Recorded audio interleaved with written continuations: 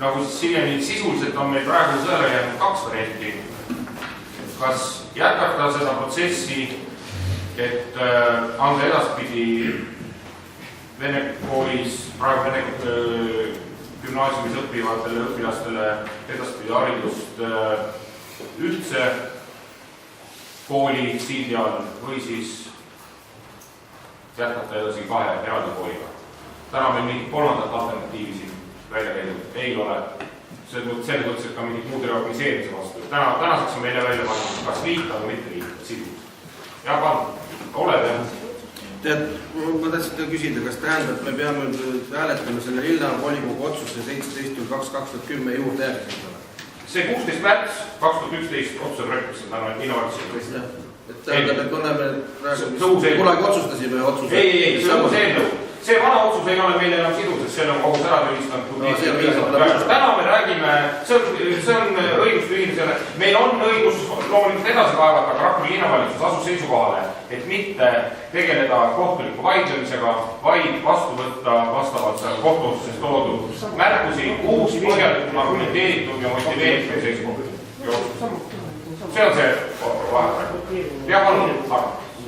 Küll aga sõnavõtu korras ma siiski täiendaksin seda linnavalitsuse eelnõud ja seda põhjendust mõningate nüanssidega või momentidega, mis võiks olla nagu vajalikud otsuse vastuvõtmisel. Punkt 1, mida ma märkasin või õigemini, mida tahaks veel nagu õiendada ära, kui ma maini ennast siin pole, siis ma täpsustaksin, et need andmed on 2010 eelarve ja tegelike kulude põhjal tehtud, et see keegi ära ehmataks. Tegelikult on meil olemas ikkagi eelarve 2011 ja eelarves 2011 on need rahanumbrid tunduvalt väiksemad. Et esiteks ei ole meil majandusjuhatajat. Majandusjuhataja on alates 1. jaanuarist, õigemini ta on koondatud ja maja haldab täna Rakvere gümnaasiumit. Ja need numbrid, mis puudutavad kulutusi, olgu ta siis juhtkonna või administratsioonikulud, et need on 10 000 euro võrra väiksemad. Et ehk siis see kokkuhoid, millest seal juttu on, tuleb lihtsalt 10 000 võrra väiksem. Ja hariduse inimesena ma ikkagi kasutaks võimalust ja ütleks, et direktori ja õppelajuhataja palk või need kulud ei ole mitte kulud, vaid on investeering. Ja selle investeeringu teeb haridusministeerium läbi riigieelarve ja kui nüüd koolid ühendatakse, siis muidugi sellest investeeringust me jääme ilma. No siit siin on neid rahalisi argumente veel kõvasti, siis 2011 sügisest alates ilmselt muutub koolieelarve ka veel oluliselt. Sellest kui palju lapsi tuleb nii edasi. Aga kui te tahate kuulda veel ka õpetajate arvamust ja kollektiivi arvamust, mis on ka selle aasta jooksul settinud ja loomulikult teada juba ka siis, kui see otsus vastu võeti, loomulikult me oleme täiskasvanud inimesed ja oskame reaalsust hinnata, aga nagu ma ütlesin ka hariduskomisjonil ja ma ütlen ka selle hariduskomisjonil välja öeldud oma ettepaneku nagu informatsiooni mõttes, et ärevus on suur ja selle ärevuse fooni kontrolli all hoidmisega juhtkond selle aasta ka tegeles.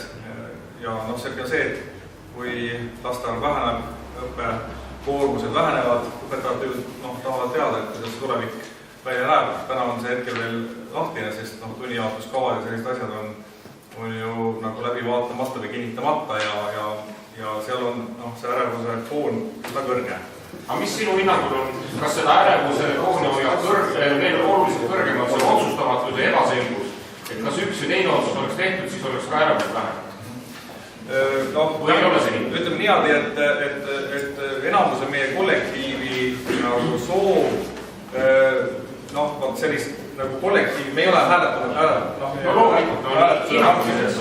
aga ärevuse tekitab ikkagi see teadmatus, tundmatus, kuidas hakatakse juhtima õppeprotsessi. Et ütleme, antud juhul ühe kooli puhul on õppelajuhataja, direktor ja kõik asjad on nagu arusaada ja selged ja välja kujunenud käekiri ja läbirääkimised ja juhtimisstiil kõik kokku ja mikrokliima. Aga praegu lihtsalt ei teata ja ei tunta seda uut kooli piisavalt hästi. Kes on kokku puutunud kooli vahetusega, see on samasugune ärevus nagu kõigil kooli vahetajatel. Kuigi maja jääb samaks ja õpetajad on samad tõenäoliselt. ja see ärevus on selle tõttu natuke väiksem ja probleemid ka väiksemad, aga siiski.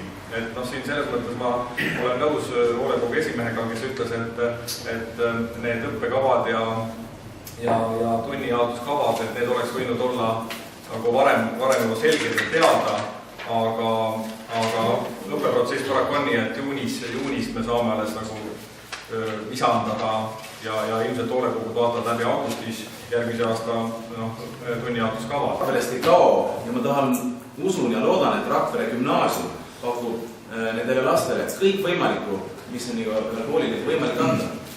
Aga kuule, Roman, kas ma eksin, kui ma ütlen, et mina ja sina oleme mõlemad õppinud sellises ühiskoolis, kus on vene keele lapsed ja eesti lapsed koos ja minu mõttes on täiesti võimalik ja ilma mingi probleemiga. Mina ei ole küll koolis õppinud, aga mina olen ise Kundast pärit ja kuidas öelda, ma räägin nii-öelda vene keelt ja venelastega mängida, aga lihtsalt ma tahan lihtsalt öelda, et me oleme täna valikut tehes. Mina olen Alaroopses koolis õppinud, nagu see on, et ma ütlen, et see ei ole probleem. Nii, järjekorras on Rannu ja siis Eeliks Peet. Praegu oli teadnud õpilast arv on õppeaastal palju praegu pedagoogide arv. No pedagoogi kohti on 14, aga ütleme siis, kuna osa on osaliste koormustega, siis kokku meie õpetajate on 21. Lisaks spetsialistid ka poolikute kohtadega, psühholoog, sotsiaalpedagoog, huvijuht, ringijuht, pikapäevarühma kasvataja. Kokku circa 26 inimest. Jah. Tänu, Ei. Ma tänan siinkohal taas Peeterit, kes küsis küsimuse integratsioonist ja mina vastan pärast meie pikka arutelu. Sa mõtlesid vastus siia? Ei, ma võtan selle, ma arvan, et päris kenasti kokku. Peetri küsimus oli, et mida Rakvere linn on teinud selleks, siis ma ütlen, parim integratsiooniprojekt on seesama, mille üle me ka praegu arutame. Aitäh! Peeter on meil järgnes, palun. Küll on nii. Tegelikult mina tahtsin tähelepanu juhtida nüüd sellele, mida Roman muudetas, kui järgmisel aastal hakatakse alkoholi liitmist arutama ja kuna siin on selline elav arutelu, siis ma saan aru, et tegelikult ikkagi diskussioon on puudunud, pigem on käidud kohturada ja tegeletud mingite muude asjadega, võib-olla kannataks aasta ja laseks sellel diskussioonil ikkagi toimuda. Võib-olla liidaks siis järgmisel aastal neid koole koos. Diskuteeriks vahepeal aastaks. Tänud, Ilja. Вы знаете, я абсолютно не против того, чтобы дети учились на эстонском или русском языке. У меня в семье одна внучка учится в эстонской школе, а внук учится в русской школе. Проблемы нет. Вот одна это мои внуки, и я к ним одинаково отношусь хорошо. Здесь дело вообще гораздо глубже, чем кажется. Это не просто объединить две какие-то физические единицы. Оно должно пройти совершенно спокойно. Оно должно пройти внутри каждого человека. Сегодняшние родители, которые рожают детей, они уже выросли в этой среде. Они сами родились в 90-е годы. Они сами понимают, что через год, через два они своих детей сами приведут не в смешанную школу, где 50 на 50 или 40 на 60. Они сами захотят их отвести в ту школу, где на самом деле будет полностью эстонский язык, чтобы интегрироваться в это общество. Но 2-3 года это ничего не изменит сегодня, если мы отодвинем этот проект. Так или иначе, ведь вы же прекрасно знаете, что 11-12 год все 9 классов будут учиться в этом же здании. В этом же здании. Значит, ничего практически не меняется. Так зачем же нарушить внутреннюю среду? Вот в чем вопрос. Вы же прекрасно это понимаете, вы же не такой большой народ. Вы же хотите, чтобы в Евросоюзе вас признавали. Ведь 1 миллион это 2%, меньше 2% населения Евросоюза. И мы хотим, чтобы нас слышали. Так почему же здесь, внутри своего государства, вы не хотите слышать 25% своего населения? Вот мне абсолютно непонятна сегодняшняя ситуация. Klassiga. Roman? Mul lihtsalt, ma siin kiiruga nagu arvutasin, et on 70 last ja 25 õpetajat. Siis on 3 lapse kohta 1 õpetaja. Ei, niisugust matemaatikat ei tohi teha, mõtlen, et osad töötavad 2 tunni koormusega, osad 5 tunni koormusega, osad 10 tunni koormusega, lihtsalt palgal on nii palju. See on see järgmine häda, et õpetajatel ei ole piisavalt töökoormust, kuna pole piisavalt lapsi, pole piisavalt klassikomplekte, pole piisavalt tunde. See tõesti on õpetajad, kes annavad tundi 2 tundi nädalas, 3 tundi nädalas, 4 tundi nädalas, mis on tegelikult. Miinimumpalka saavad. Üks miinimumpalgas, see on veel palju alla selle. Ma täpsustan, meil on gümnaasiumiklass ja seal on nõutud õppe eesti keeles ja gümnaasiumiklassis õpetavad erinevate gümnaasiumide õpetajad eesti emakeelega õpetajad nendes klassides. Et juba see gümnaasiumiklassi järeldumisega päris mitu õpetajat enam ei hakka käima. Ja meie õpetajad õpetavad väga erinevates muudes, aga neid on vähe.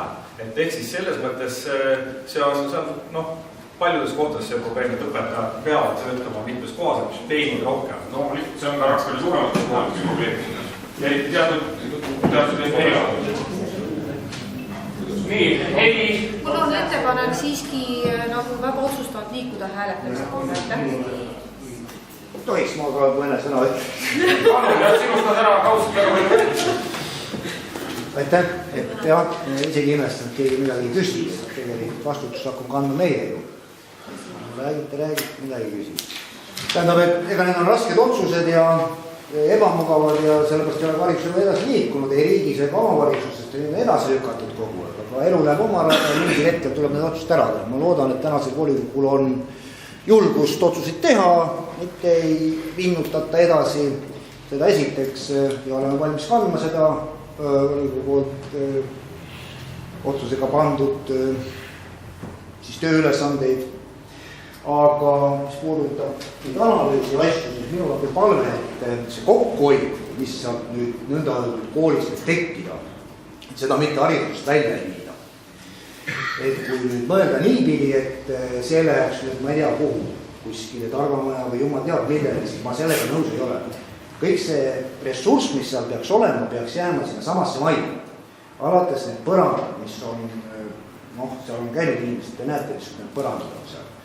Infotehnoloogiasse, õppevahenditesse, kui siit linn loodab leida kuskil haridusest raha välja viia, siis ma volikogu liikmed ütlen küll, et kaaluda seda välja sealt viia midagi ei tohi, see ei ole selle eesmärk. Aitäh! Ma kogu aeg vaikisin ühe teema maha. Siin räägitakse need 15 000 eurost, mida tuleb nagu kokku hoida ja igale poole infotehnoloogiasse panna. Aga võiks võtta Virumaa Teataja lehe maikuust, kus on öeldud, et kuidas kasutatakse ametiautosid hariduses. Kas seal seda teemat on arutatud ka majanduskomisjonis, volikogus, nii edasi. Ja tekib mul küll niisugune tunne, et direktorid ei ole direktorid, aga on autojuhid, sest seal Virumaa Teataja andmetel